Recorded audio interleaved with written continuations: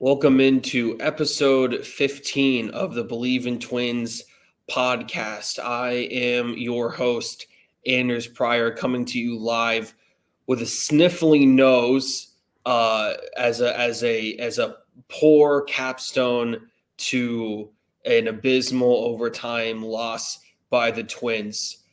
Joined by Zac Tipton, who doesn't have the stuffy nose, but probably has every single bit of pending doom that I feel. Zach, how are you? Anders, I'm not gonna lie, I didn't want to do this podcast today. I was gonna say, Zach doesn't even want to be here right now. I don't. This is hard. Text And me. this is why you don't do podcasts on your favorite teams, because it's hard to do podcasts on them when they suck. And you know what? No one sucks worse than the Twins right now, unless your name is Chicago White Sox. That's always what I look at. But no, it's rough right now. We're not happy. We're not having a good time. Our lead on the last wild card spot is officially gone, and I don't know, man. It's brutal because we could have swept that series. We could have legit swept that series pretty easily, and instead we went 1-3, and it's like, and you know why? Because our bullpen is absolutely atrocious. So no, it's unfortunate, but we'll get into that later. But all three losses by 1 run. Yeah, and it was all our bullpen. Yeah, our pitching fantastic. Bullpen, I send you all to the AAA. Just enjoy AAA. I hope you just all enjoy that. It was bad. It was really bad. It wasn't worth it. It was not worth my time to sit through and watch those games, and yet I did. And I just, oh man, I don't want to be here right now, but it's unfortunate. All three, Zach pointed out before our show, all four starting pitchers having good starts. Zebby having arguably his best start of his major league career. Simeon Woods Richardson having his best start probably since June. Pablo Lopez having maybe a little bit of a mediocre start by the recent standards that he's had over the past month, but still an exceptional start qualifying for QS. And Ober somehow, despite everything that he's done to this point, having maybe his best start of the season, and you come out 1-3. That's a really bad gut punch to have in simultaneous succession with the Tigers doing the one thing they could not do, which is sweep the Royals. Yeah, no, the Royals really screwed us. The Royals really were like, we're gonna lose this for the Twins. We're gonna do this for the Tigers. We're gonna help the Tigers out and lose these games because we don't want the Twins in the playoffs. I get it, Royals. I get it, but I'm hurt. You know, it was bad. It's just atrocious right now how bad our bullpen is, and we'll get into that later. We will get into that later. I will rant about that later. But for right now, we have a show to do, and that includes our usual non-baseball topic, because I needed to get my head clear a little bit of that loss. I need to give Zach a little bit of give him some make sure to give him a little bit of withdrawal before he goes back into the deep end. Also, I'd like to say, a little different setup here. I am back home in South Dakota. And my bedroom, my childhood bedroom, got moved upstairs in my house. And I do not have a desk in here. So this is why I am doing it on my bed, which is a little uncomfortable, but it works. Yeah. But I also have no headphones because I didn't want to wear headphones today. So that's how it's going to be. So as you can see, I do not have headphones on for the first time in ever. But we're happy to be here. And welcome to South Dakota, guys. It's beautiful. Thank you for having us. Go Jackrabbits. Go Jackrabbits. Go.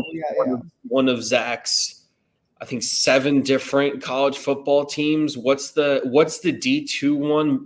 Black Hill State, whatever it Black is. Hill State's my D2 because they're in Spearfish.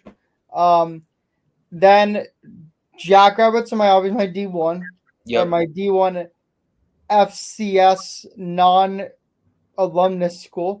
Right. Villanova is obviously my D1 FCS team because I'm alumni. Nebraska is FBS. my childhood favorite team all time.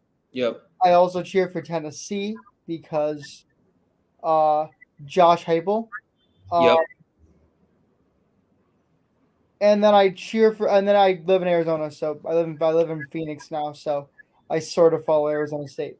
But That's 6. I said 7. That's 6. I I'm was trying to think of what the seventh one would be. I don't know. Shoot. Is there a seventh? That'd be crazy if there's a seventh. It would be crazy if I Do I have like a non-power 5? Do I have like a non-power 5 team that I cheer for? if I said that, like I said that kind of like flippantly and obnoxiously, and I apparently was one up from nailing it. I mean, there might be a non-power 5 team that I cheer for, but for the most part, I think it is just 6. Yeah. I obviously the only team that I actually like firmly claim is Villanova. Although I have developed because of Zach and because of just the sort of likability of Matt Rule, I have developed a soft spot for Nebraska. Big time. Yeah, I'll give a round of applause. I will also say I do not like the team, but I do like Kalen DeBoer. So that I do not like the team that I will never cheer for Alabama, but No, of I course. do support Kalen DeBoer, and I want Kalen DeBoer to do well. Right. But I will never support Alabama. No, of course. No, yeah, there you go. There's the roundabout. So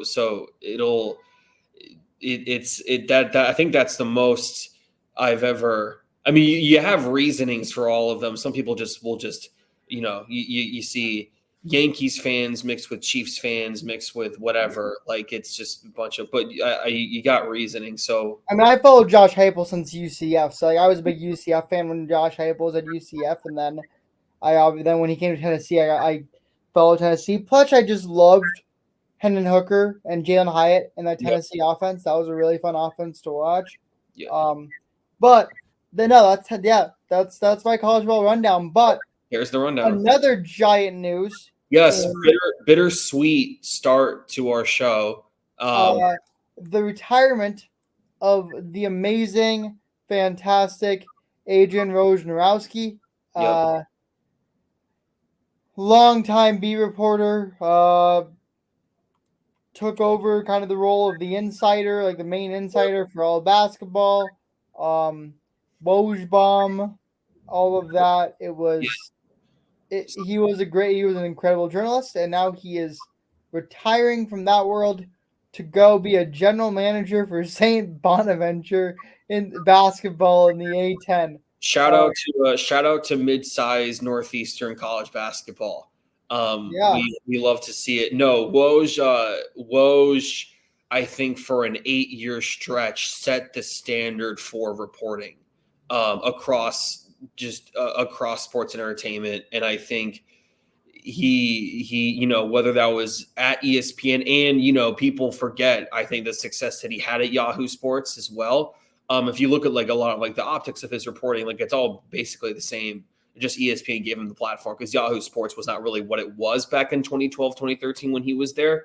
But he's the only, kind of really pure journalist and insider, because a lot of people at ESPN and at Fox Sports who kind of double up as sort of reporters, but then they also have a personality and kind of on air take artist, something where it kind of gets blended in.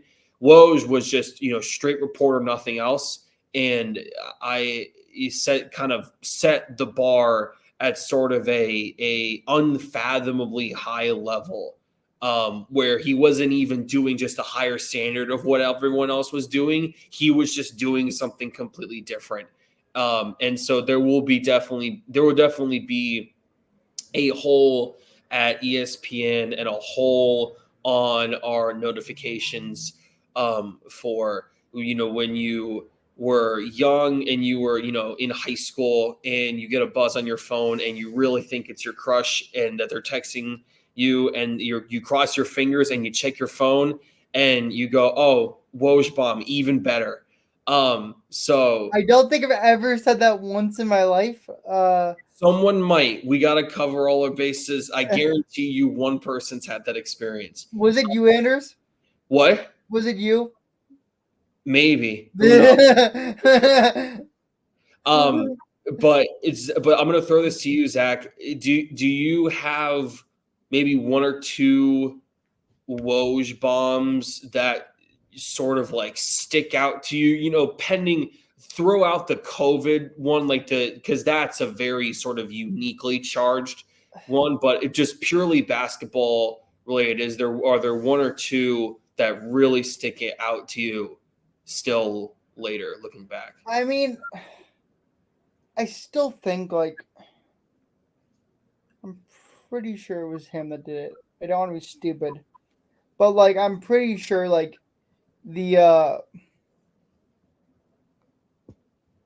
the Jalen the Jalen Brunson signing obviously is a major Jalen Brunson fan, but seeing the contract for the first time was crazy for me. Yep. Just because obviously that was my favorite player. Yep. But oh man, it's tough. I'm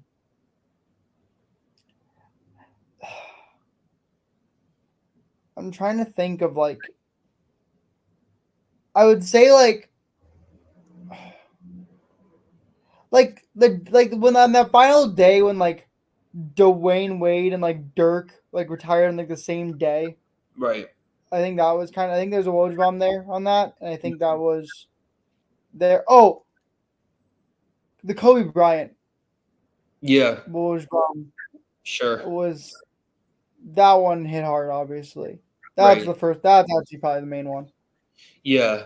No. I think that is definitely one of I remember exactly where I was, the exact spot, when that happened.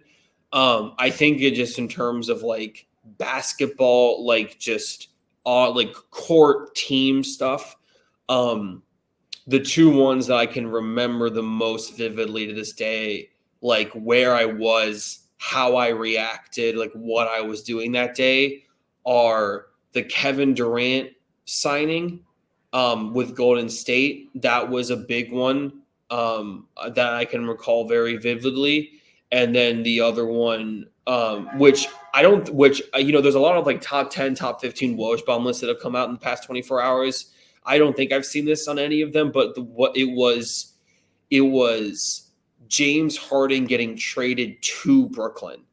That was that I remember very distinctively. I think I'm actually sitting the spot on my couch where I'm sitting right now is I think the exact spot that I was sitting when that had broke. I think a main basketball one for me in terms of that was and listen, I am not an NBA fan. I was never that big on the NBA.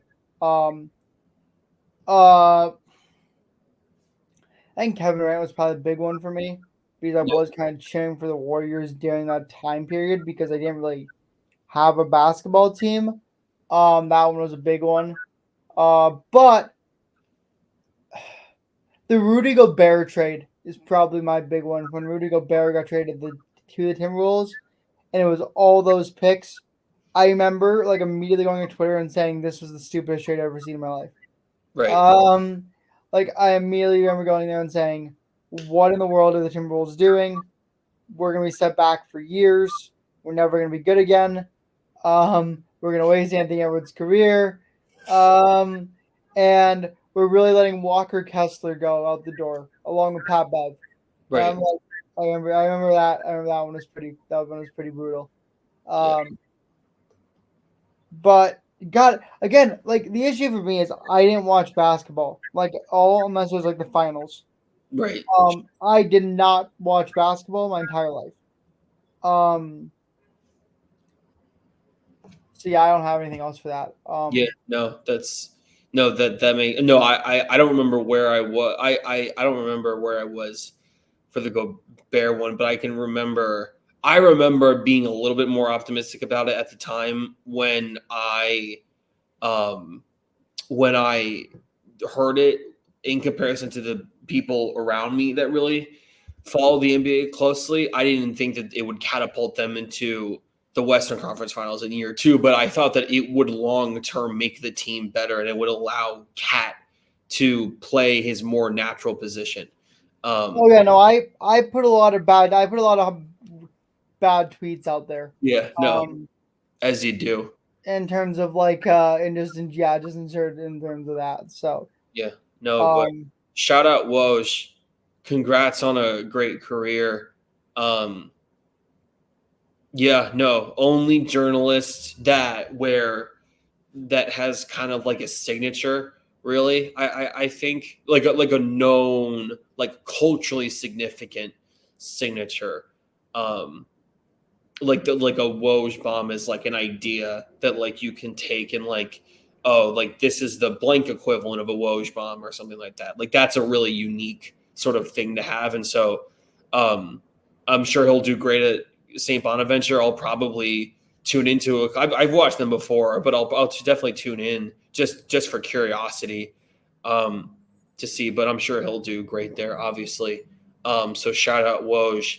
Um to get into some quick non-Twins baseball stuff, big kind of uh, point of news over in the past week. Craig Kimbrell, closer for the Baltimore. Wow, geez, Baltimore Orioles. There we go. Third time's a charm. DFA'd by the Orioles with just basically a dozen games left in the season. Zac Kimbrell in his last 11 appearances before being designated for assignment, 11 appearances, 13.94 ERA for an Orioles team that, now with how the Tigers are doing and, when, what we think, the Royals and the Twins can potentially bounce back here down the stretch, not a guarantee that they make the playoffs with the Yankees having the chokehold that they have now on the East, having a 5-game lead, although they are down 3-0 now to Seattle. Really, I know he's been really struggling, and you can't, and there's other culprits as to in the bullpen there as well as a unit, but your reaction to I was very surprised. I thought they were going to do it. They would have done it a month ago. yeah, I agree. I thought they were gonna do this a long time ago. To do it this late in the season is crazy to me, especially when like bullpen pieces at this point feel like a safe place to have them right now, and then you don't have to put them on the roster. You don't have to put them on the playoff roster. Um, but to me, to see a DFA is crazy. Yeah. I'm not surprised it happened. Like obviously he was bad and just was not good this last half of the year. Um, but no, it's crazy. I don't really have much to say on it besides the fact that I think this is the right move by the Orioles to at least cut him. Right. Should have been done a while ago, but it is the right move to cut him. Heck, I wish the Twins cut half their bullpen pieces too already. But it's. I didn't even mean for that segue, but it is a good segue to the main subject point. But yeah, no, really the only it's not the fact that it happened itself is not particularly surprising, but the timing of it, because obviously you want to give him a little bit of leeway, but he wasn't having a great season all year, but obviously it kind of just totally kind of submarined himself in this last month. So By the way, fun fact: I found my Rudy Gobert tweets. You want to see him? I would love to. Yes. So on February 9th, 2023, I said I never liked the Gobert trade. I always thought Kessler would turn out to be a stud, and I thought Pat Bev was the heart of the team. Everything happening now is proving me right. Jokes on me for believing in this team. That was me. That was me on 2/9/23. If you look up Walker Kessler, I tweeted out I tweeted out on Wait, no, one second. I did tweet out. Where is it? I had it. Oh yeah, also on 2/9/23, the same date, I tweeted out, I miss the times we had Walker Kessler. I miss the times we had Walker Kessler. And then you look at Rudy Gobert on my tweets because I looked this up. This is crazy. I tweeted out on July 1st, 2023, in response to a Timberwolves Twitter account posting the Timberwolves offseason so far. They posted Leonard Miller, Jalen Clark redrafted, re-signed Naz Reid, re-signed NAW, signed Troy Brown, signed Shake Milton. How would you grade our moves? And I said, did we somehow convince the Jazz to take back the Rudy Gobert trade? If not, then C plus, because Naz Reid brings it up like 2 letter grades. But other than that, that was my response to that. So shout out to me for coming up with some amazing tweets in response to that. So, yeah, that was that. Welcome to my Rudy Gobert hate. Born hater. What? Born hater. Oh yeah, I was a born. Oh, absolutely. I was 100% born hater. I like, but I appreciate the not hide. You put it out there. No, very Gobert. Like very not irrationally hated on, but like sort of like in like hating on him. I think overly has become a little corny now, but like I do think like it persists to this day. Like for whatever reason, like you can't even describe why you can't there's some unlikability that you can't like really like fully articulate for Gobert. Like I have no idea. Maybe it's because of how like tall he is and those guys. I have no idea what it is. But and maybe like the defense. I know like the whole like defensive win shares thing for him. Like the analytics community kind of liked him too much, and then like all like people that are not as quiet as into that stuff for basketball were like, oh man, like I'm just gonna hate this guy even more because all the nerds like him. But which is a great segment to tell you guys to go subscribe to me and Zach's other podcast, The Nerds Ruin Sports. That's a perfect example of that kind of stuff. But to not delay the inevitable for too much longer, Zach, now we're going to talk about the one thing you didn't want to talk about, which is the title of the show, the Minnesota Twins. Oh my God, I do not want to talk about it. You are correct. But yeah, no, to reset the plate for like at the beginning of the show, Lopez, mediocre start by his standards of the past month, but still a quality start. Ober, probably the best start of the year, which for him in the step that he's taken from last year to this year, very high bar to clear, still took it on, 12 strikeouts. Zebby in the one win that the Twins did get probably had his best start as a Twin in the majors. And then Simeons Woods Richardson had a little bit of a hiccup at the beginning with the Kyle Manzardo home run. But other than that, was extremely effective. I thought his breaking stuff was really, really, really solid. But yeah, the bullpen was sort of the kind of soul crushing motif of the series. Zach, I want to kind of let you set the groundwork here because I don't know if you think that one game or one instance is more striking than the other, but for me the one that was the most hurtful for me was, it's tough. It was all of them, but like the Bailey Ober one is the main one, right? So here's what happens in the Bailey one, right? We're up 2-1.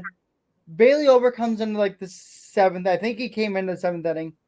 He allows a solo homer to tie the game at 2-2. And at that point, you're thinking, you really can't be mad at me because I think he struck out the side after that, or got struck out the side after that. Got to 12 strikeouts, which is his career high. 2 runs in 7 innings. We're tied now 2-2. Let's finish this off. Anyway, we can't score because Clase is a madman.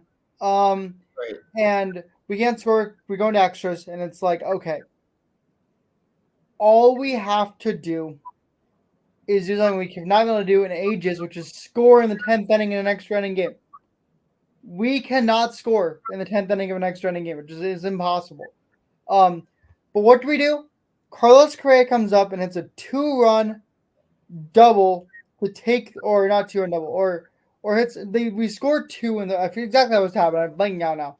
We scored 2 in the 10th. We are now 4-2, which means all we have to do is allow their second base guy to score and no one else. Shouldn't be that hard, right? Because it's just a normal bullpen outing. Just don't allow a guy that you're vowing to hit score. And instead we sent out Ronnie Henriquez, who had a really good outing. I texted Anders the night before. I'm like, Ronnie Henriquez might be just earned himself our bullpen performer of the week with his performance on in game 2. Short And I was lived. like, we got Ronnie Henriquez come out. He's gonna be great. That lasted for 5 minutes.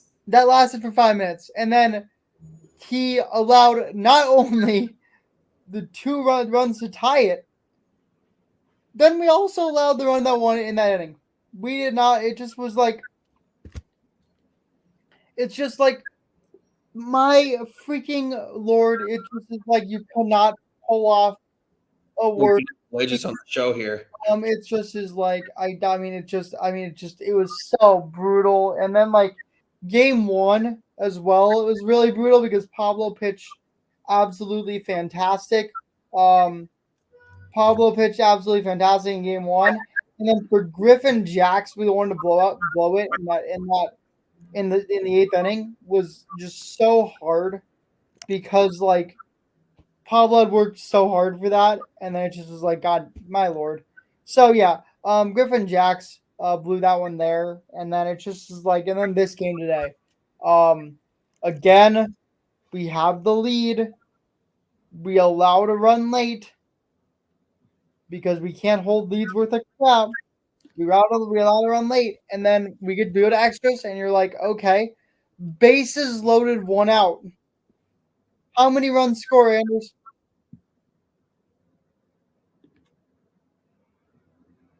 Yeah, 0. And then of course I texted our friend Anthony Bebo. I think we mentioned a bunch on the show at this point. I texted my friend Anthony Bebo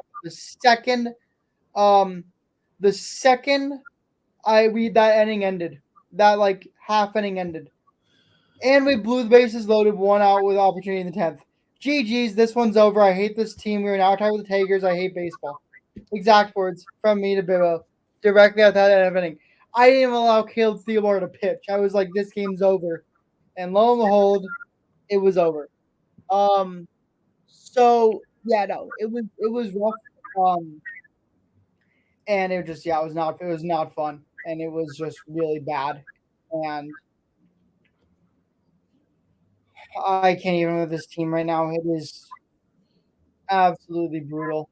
StatMuse has now disappointed me for like 3 straight episodes. I'm trying to find like Twins bullpen ERA like last 30 games or last 15 games, like and literally anything, just to get a gauge. Because on the season they're 4.14. I expect a little more from StatMuse. So there's some very unnecessarily specific things that they can like provide, and then the basic stuff too. But then there's like there's just like intermediate valley of just stuff that it's like I want this, and it's like no, don't have it. Can't do stuff on bullpens. It's weird. I don't really get it. I guess it's more a little bit more of like a player specific data set, but it's weird because this is like a thing with the bullpen where as we hear Zach's keyboard going strong to work, he's trying to come in. He's the closer coming in for me because I couldn't get the job done on. I am trying very hard to find this to you, Anders. I cannot find it either though. Yeah, no, I don't. I if I had to make a projection, I'd say it's something close to 6, probably. Yeah, that's a very loose number but just it past 30 days, 15, 30 days, probably close. It's hovering around 6, give or take a couple decimals. But like, this is the bullpen frustrations that you and I have talked about. Some of it has to do.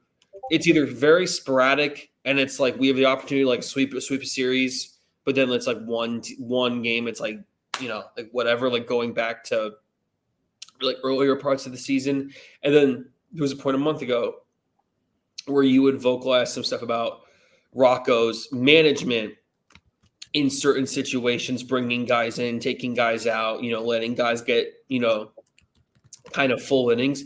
This was not like there was no explanation for this entire series other than just everyone was bad, except for like Griffin Jacks in a couple times. Everyone was awful. There's no like optic kind of way to dance around it, which is this is, we sort of try to dissect it. This time it just stared in the face. So no, it was bad. It was just very bad. We are not excited about it, but I mean, hey, it is how it is. And just no, I can't handle it anymore. I just can't. It just was. I don't even want to break down the series anymore. This was maybe the worst series of the season in terms of just how it went, and it was offensively. I feel like we should talk a little about the offense here. Sure, we were terrible offensively in every aspect of the board. Besides Carlos Correa, who actually had a really good series. Like, he is the sole reason we won in game 2. He had all 4 runs driven in. Or I think so, or something like that. But it was like that. But it's just like, man, I can't deal with it. It's unfortunate. Royce Lewis has been. I saw a stat today that's like since June 18th, Royce Lewis is hitting like 212. And since like August 10th, he's hitting like 218. So it's like, I don't know, man. It's not been good from him. It's not been good from anyone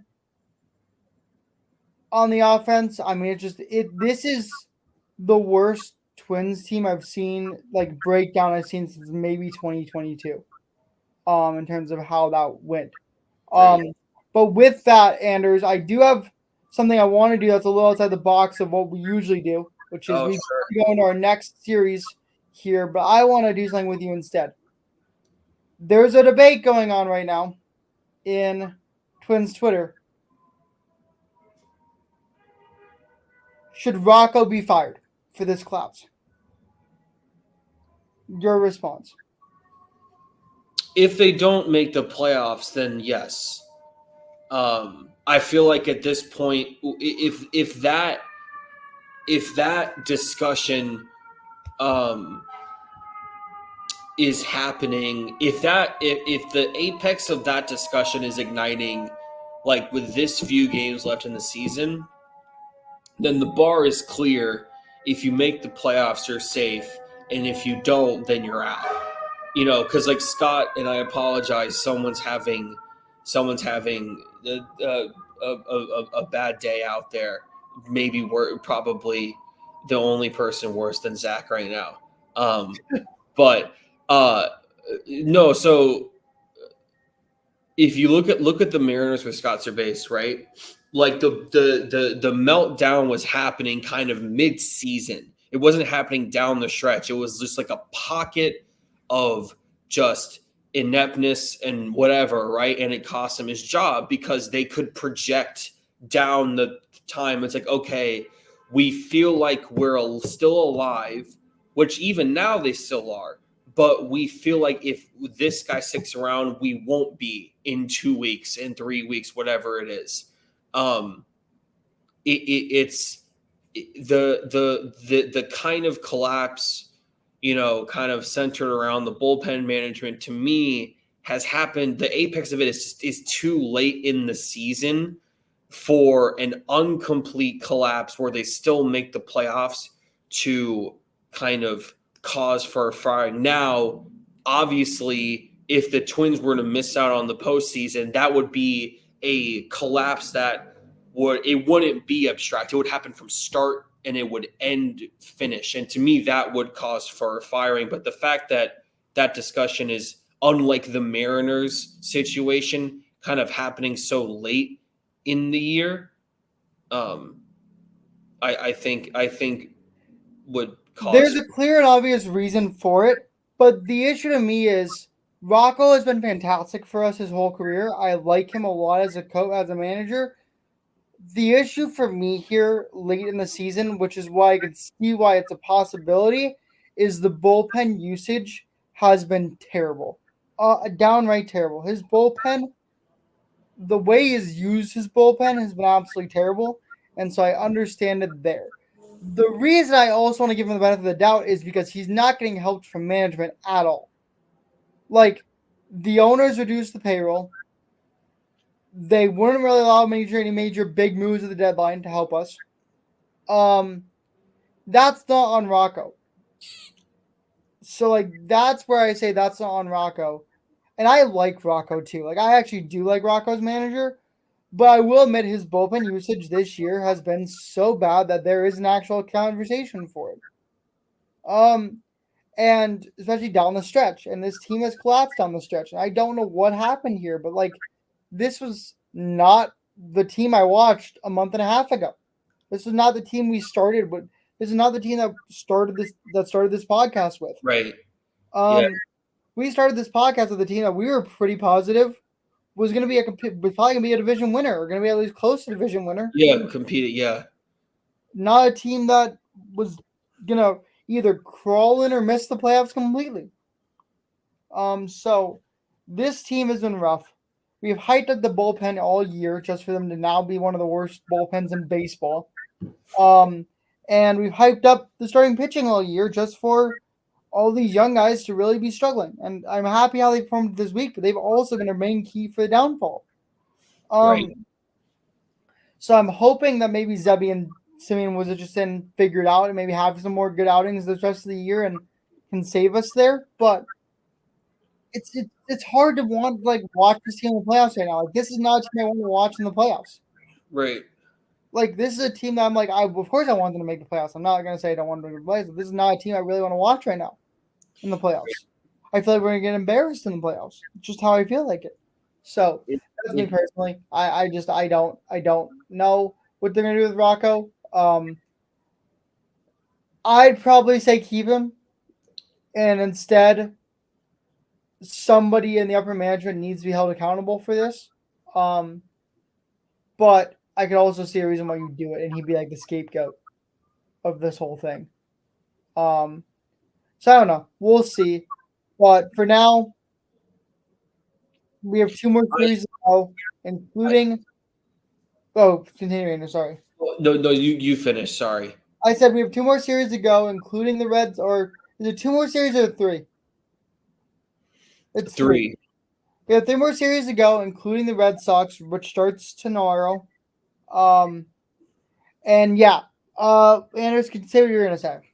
So I do still feel like the Twins do control their own destiny a little bit. Now, unfortunately, Detroit, they're not. They don't exactly have a gauntlet to end the year because they do get Baltimore, who I think is limping down the stretch. I think, quite frankly, I wouldn't be surprised if Orioles fans are as anxious, if not more anxious, than Twins fans, because I think they've kind of digested that the division is out of reach for them. But so Detroit doesn't really have a gauntlet there because then they get Tampa and then they finish it with the White Sox, which that's not ideal. But again, like if you look at the other teams in the wild card, like the Orioles have been limping a little bit and appear to be vulnerable in a way that they weren't a month and a half ago. And, the Royals have been, a little bit of a roller coaster in this kind of last month. So I would say that, it's not like we have between, Detroit's hot and they, Detroit, and I'm not really counting. I'm not going to really entertain Boston and Seattle in this conversation, but just to simplify it. But it's not like the Orioles, Royals, and Tigers are 3 scorching hot teams who are sprinting to the finish line, and the Twins are kind of just getting caught up in the dust. by playing kind of half baseball. This is, these are Detroit's ironically, they're in the last place of the 4, but they're the hottest team right now. Baltimore and Kansas City, they're playing bad enough right now to where the Twins have enough wiggle room to where if they win the games that they need to win, they can control their own destiny. It's not like they can do everything that they need to do and still kind of get screwed. Because the Twins' magic number is 7. So if the Twins can win, 5 out of their last 9 games somehow, right, the Tigers would have to then the Tigers would have to basically win every game but 2 the rest of the way out of here. Right. Or the Tigers have to win every game but 1. The rest, they have to go 8-1 in the last 9 games here. So the Twins just have to. I think our magic number is 7. I'm pretty positive our magic number is 7. So yeah, Twins get a big break by getting Miami as the second to last series. That's definitely helpful, and we then have to sweep that. By the way, that's a must sweep. Correct, I agree. Like we have to sweep that, and then we have to win at least 1. I'd hope we win 2 versus the Red Sox with how bad they're playing, and with how bad the Orioles are playing. I feel like we can win 1 or 2 there. So I do feel like we can win games on the stretch here if we were playing, because to be honest, all 3 teams are kind of limping right now. Right. So I feel like we have a chance to win games. It just is can we actually win them? Every team is limping except for Detroit, and they have the easiest stretch of all 4 of the teams that are still viable for the wild card. So it's a bad combination, but the Twins, I think, control their own destiny. Still, they get a nice kind of soft patch with Miami. Obviously, Boston is kind of, I do consider essentially out of it. Obviously, wins there are important, just to kind of have as a little bit of padding.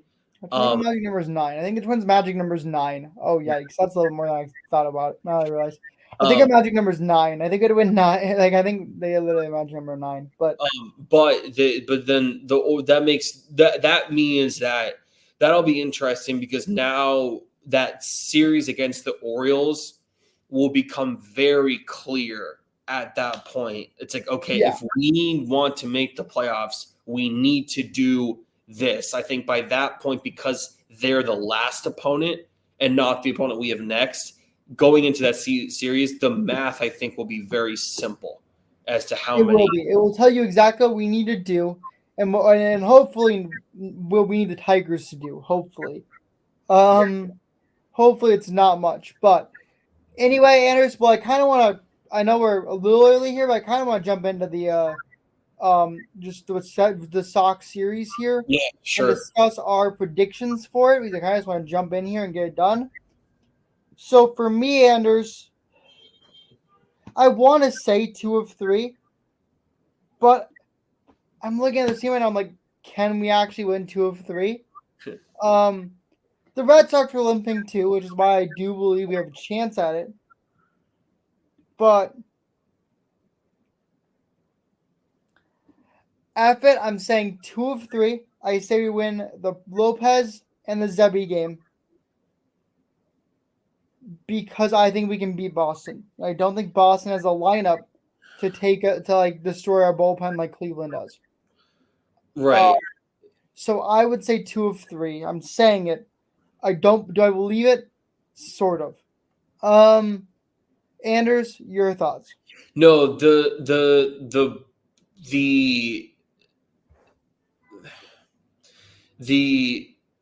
Boston lineup is, I do worry about it. The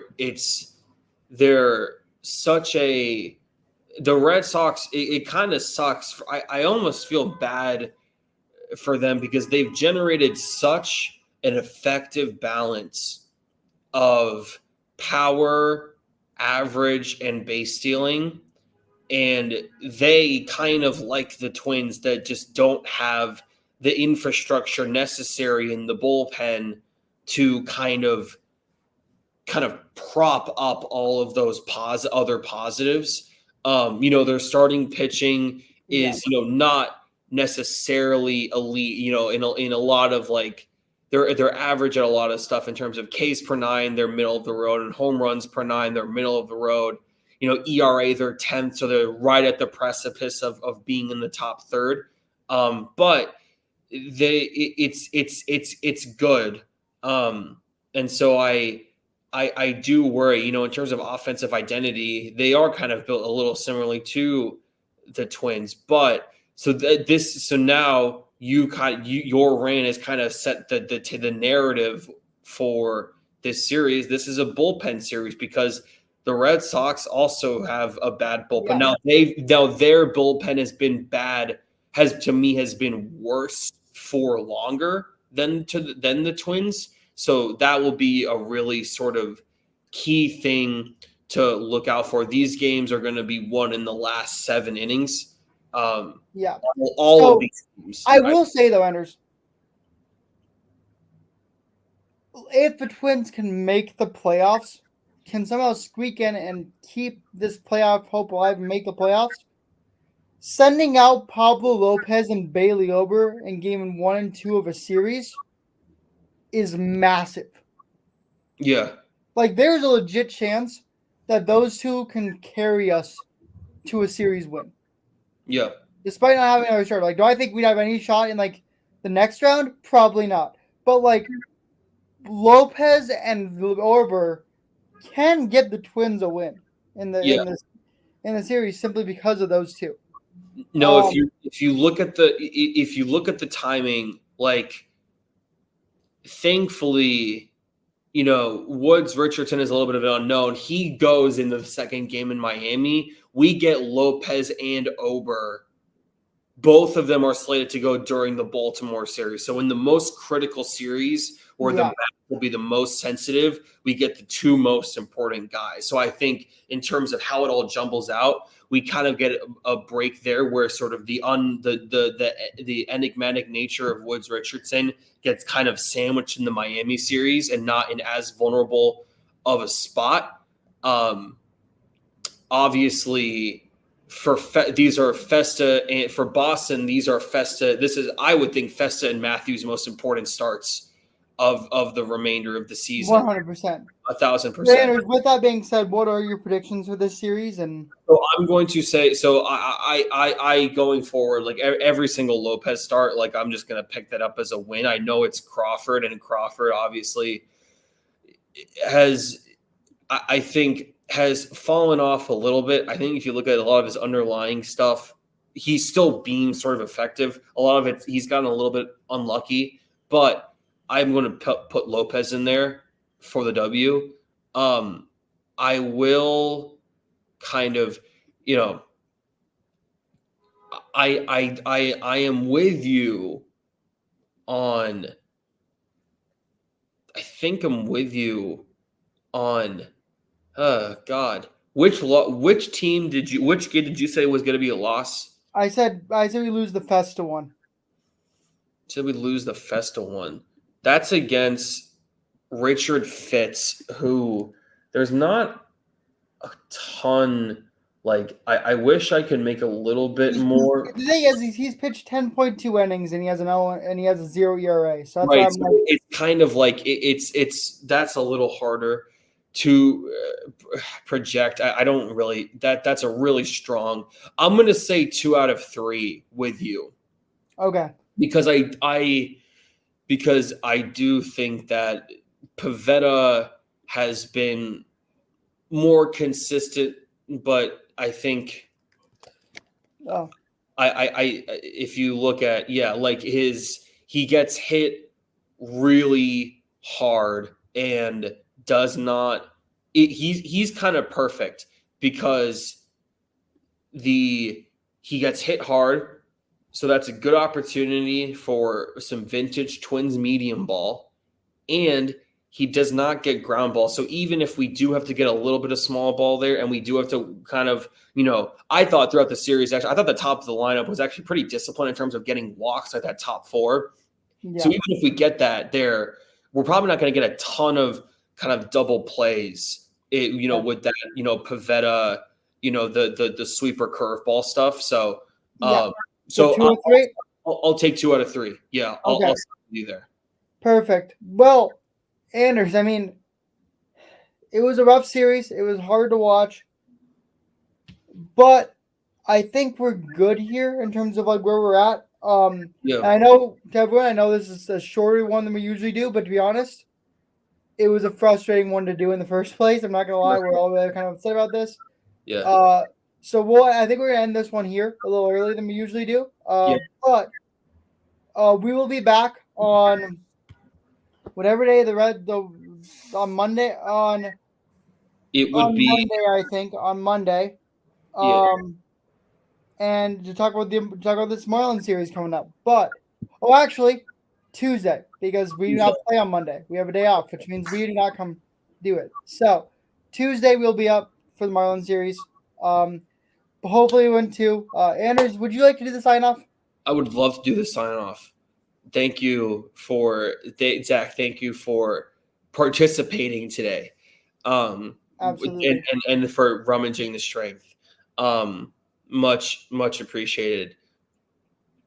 And forgive me as I try to battle through this running nose. I do not have Claritin in my house, so Yes. I'm gonna ballpark this as much as I can. This has been episode 15 of the Bleav in Twins podcast alongside Zac Tipton. I have been Anders Pryor. You can listen and download. You can download all of our content, both this podcast and all other products of the Bleav Network on the Bleav.com website. You can listen and stream our episodes on Apple Podcasts, Spotify, or wherever else you get your sports media throughout the week. If you are watching us on YouTube, please subscribe and turn on post notifications so you know when we deliver content to you guys throughout the week. Go Twins. Hopefully a brighter tonnage to start the week next week. Zach, great to see you as always. Always great to see you, my guy. Thank you guys so much for watching. Yep, signing off.